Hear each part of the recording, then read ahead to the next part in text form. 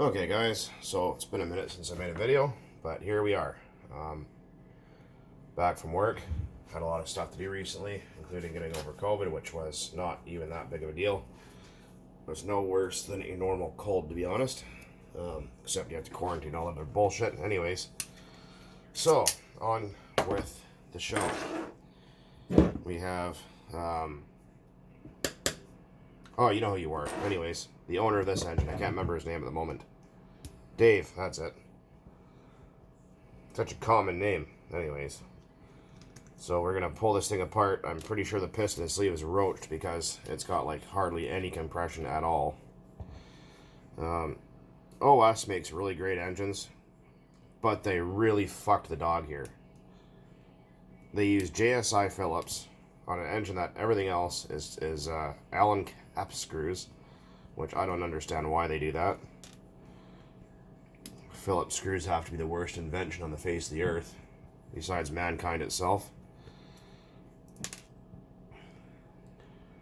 And you always gotta have that one bastard screw that does not want to come out. And these are JSI screws, or Japanese industry standard, so they're different from North American Phillips. And by that I mean they strip out real easy. These are a really long one-way bearing. There's your starter shaft. Kind of step design, that's interesting. So look inside there. Doesn't look horrible. I think we priced out everything, if we can find the parts, about $300 and something dollars, so I'm not sure if he's going to want to deal with that or not. That's a lot of money for an engine that only lasts about 2 gallons at the max.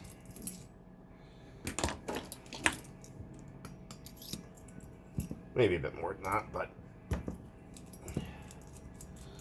yeah, I don't know why they did that. This one, the 30 VG, they're both good engines, but they really cheaped out. I don't know why OS does that. Like, you know, check out our high performance engine that costs, you know, twice as much as everything else. They put just a shitty nickel plated sleeve in it. Not knocking the company, but a couple of their engines are, you know, they could have done a better job with, that's for sure. And they're just trying to be overpriced and cheap at the same time. And just want to say thanks to all you guys that said kind words about the whole COVID thing. Fuck, what a joke that is. You stay home for 14 days. Oh, that's fine.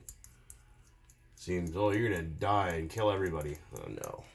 Everyone I know has already had COVID, including myself, for the second time now. Not as bad as it's made out to be.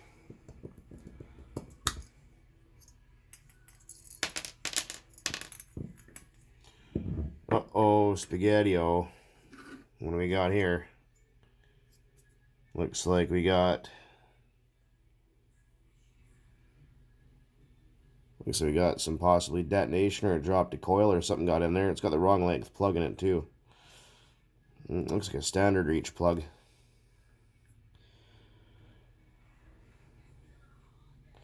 Yeah, that's not... let me go turn those tunes down so I don't get in trouble. Hold on a second here.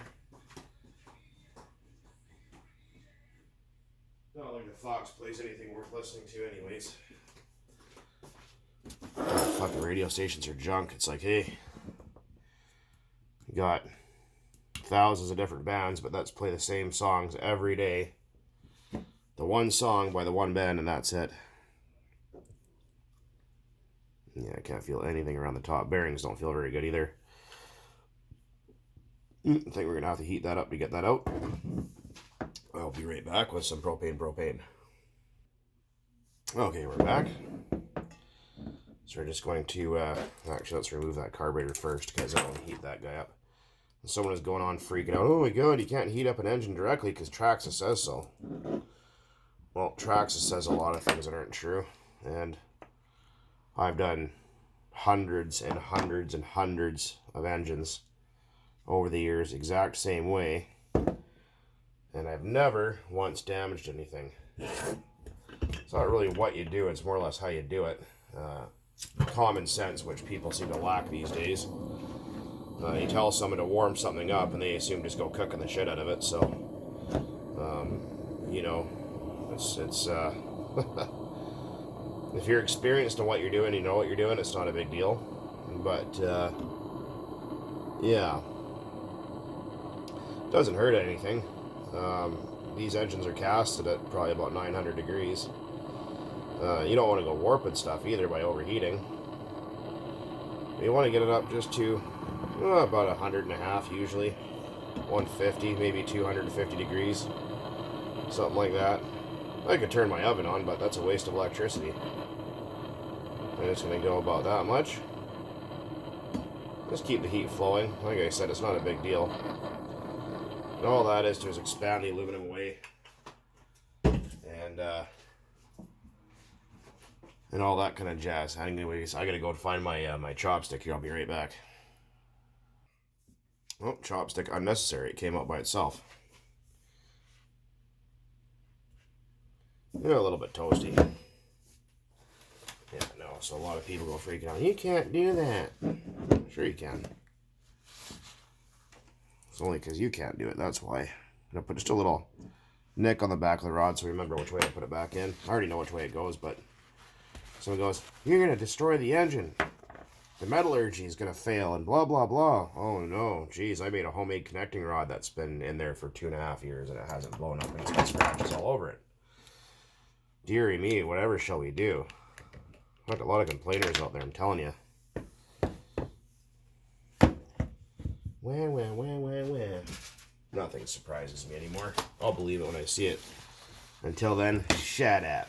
Anyways. Ooh, yeah, it's a little bit toasty. Burnt myself just for you guys. Keep that in mind. And in case you guys are wondering, the Mach 26 is still apart.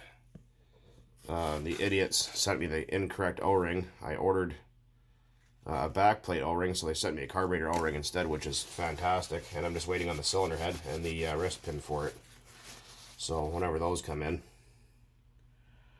Oh yeah, that thing's definitely a euchred. Yep. Let's see if you got any up and down play in there. Yeah, I can feel it. You can't really hear it, but it's... Yeah, you can't hear it. People are asking about side-to-side play. This is normal. Absolutely normal. Once this is all bound up inside the engine, that's basically non-existent.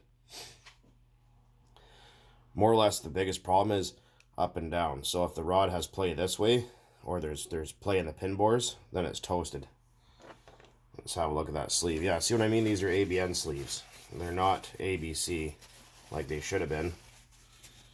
And if we look, again, this is ABC and versus ABN.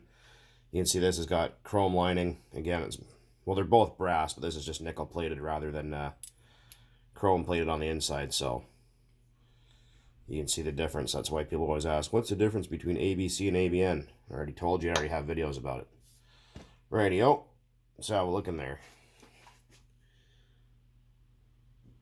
Oh, yeah, it doesn't look very good at all, does it? Let's try and clean it. Oh, I can feel it. It's rough as 40 grit in there. Yeah, a couple of nice big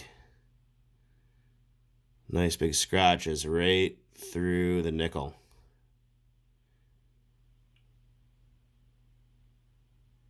Yep, there's another good one right there. ABC engines, they'll generally take dirt. Well, not well, but they will take it a lot better than the ABN engines will. Let's see what we got left for any kind of pinch or compression or whatever. Yeah, you can hear it. It's got a little bit left at the top.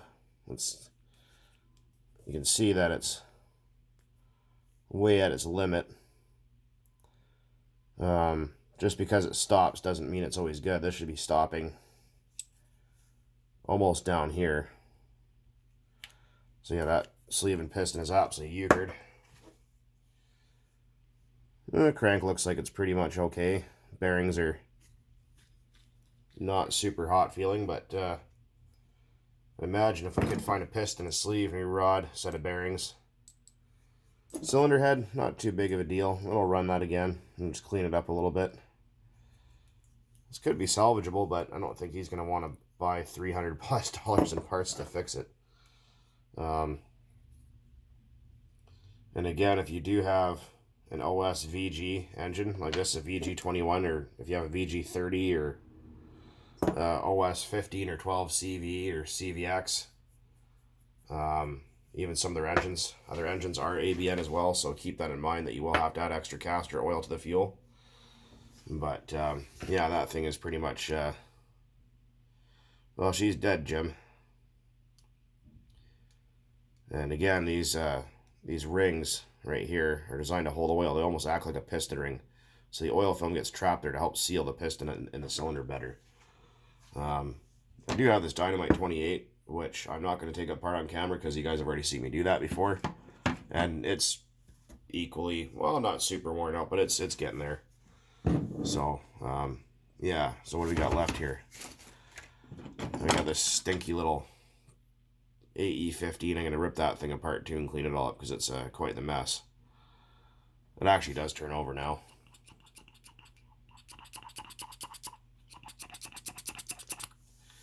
But yep, that concludes that. Don't think she's worth saving unless you can get the parts for real cheap. And the last time I looked, piston and cylinder for this engine was fuck $150 or something like that, almost, or $100 or whatever it was. Yeah, you can see it right through,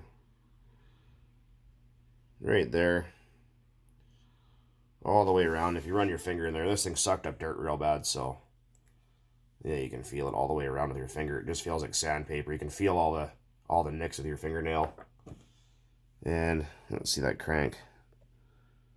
Yeah, it's got scratches all the way around it. So this thing sucked up dirt. Probably got run without an air cleaner. Or the air cleaner fell off and it ingested dirt, so that crank is scored as well. That can be cleaned up usually and they'll still run fine, but there's no point in even taking the crank out at this point. Anywho, I guess that's the end of that. Anyways, guys, there will be more to come. Just be patient, please. And as always, thanks for watching. And keep on burning nitro out there. But like I said, just be patient. There will be more. I promise. Anyways, guys, happy Friday. Motherfucker beer time.